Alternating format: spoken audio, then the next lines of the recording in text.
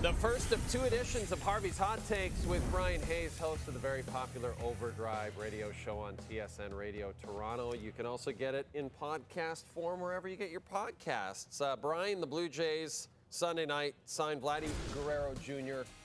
to the largest contract in not only Blue Jays history, Bryan, the largest contract in Toronto sports history. My question to you is, do you believe that Vladimir Guerrero Jr. will now embrace being the face of Toronto professional sports?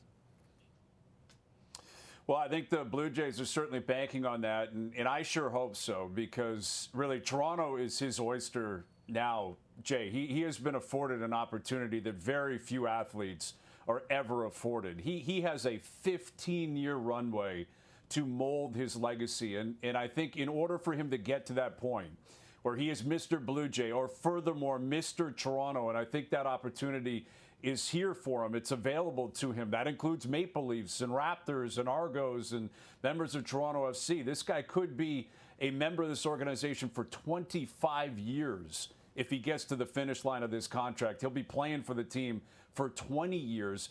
A few things have to happen for that to actually come to fruition, where he becomes Mr. Blue Jay, Mr. Toronto.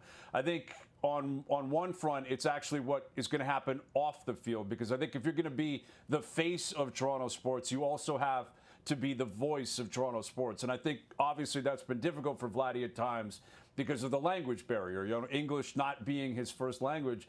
But I have gathered over the last 6 months to a year that he is getting much, much more comfortable in speaking English, in speaking with the media, and speaking with the fans.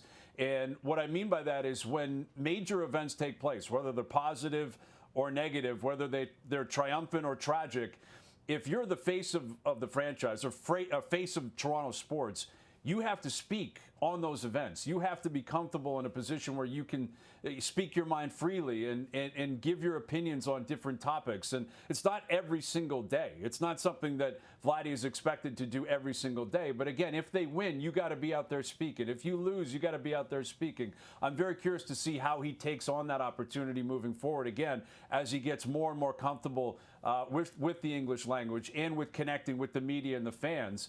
And then on the field, it's going to come down to winning. I mean, that's what naturally has to take place. You have to win. The team has to win, and Vladdy has to have signature moments when that team is winning. During the winning seasons, he's got to have a bat flip moment. He has to have a touch 'em all moment. That has to happen. And again, getting back to where I started here, he has the luxury of 15 years in front of him for that to take place, because the record books are going to write themselves. If he's here for another 15 years, he's going to own every single record. His number is going to be retired. He's going to be up on the level of excellence. But if you want to be statue-worthy, statue outside of the stadium worthy, you've got to be a part of a winning team, and you've got to be at the forefront of those winning squads. And again, the Jays are buying into it.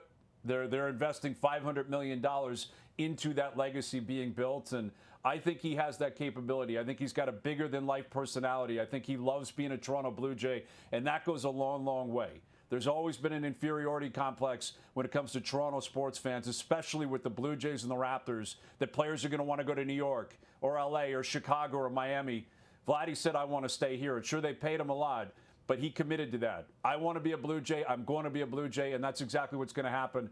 That plays really, really well with Blue Jay fans. If he follows it up with individual success and, more importantly, team success, he'll be not only Mr. Blue Jay in 15 years, he could be the face of Toronto sports for a long, long time. We've seen the Blue Jays last offseason, this offseason, go for the biggest of the big free agents and come up short. We've seen them go for the Alex Bregmans of the world, the Pete Alonsos of the world, Hazy, and we've seen them come up short. Does signing Vladdy perhaps change that mindset for potential free agents and make it easier for Toronto to lure them to Toronto? I actually hope that's not what the Blue Jays take out of this and what Blue Jay fans take out of this, Jay. I hope the lesson that has been learned here is that you have to draft and develop and build your own superstar and then pay and keep your own superstar. That's what happened here, because the Blue Jays are never going to be the Yankees. They're never going to be the Dodgers. It's not going to happen. The players like the A-plus, A-list type superstars like Shohei Ohtani and Juan Soto, I don't think they're coming up here.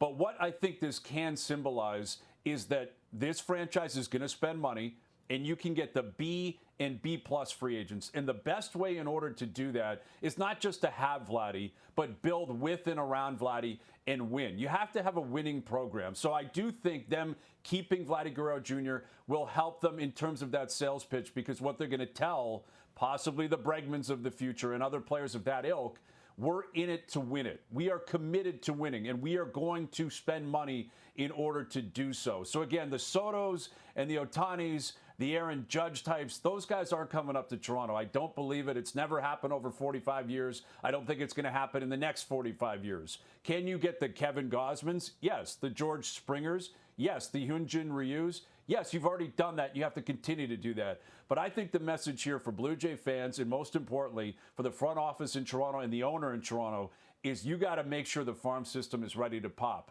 Right? You've got to cultivate your own talent, build them up into superstar status, make them fall in love with your franchise, make them fall in love with your fan base, make them fall in love with your city, make them want to stay here like Vladdy did, and then find the money and pay them.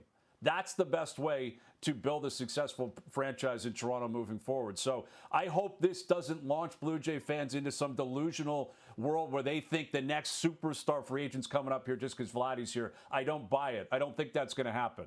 I hope the messaging is build your own guys up, pay them, keep them, and let them flourish as Blue Jays for life. This is just the first of 2 appearances by Bryan on the show today. A little later in the show, he'll answer this question. Who should the Leafs want to face in the first round of the Stanley Cup playoffs? The Sens or the Panthers? The answer is coming up later in the show.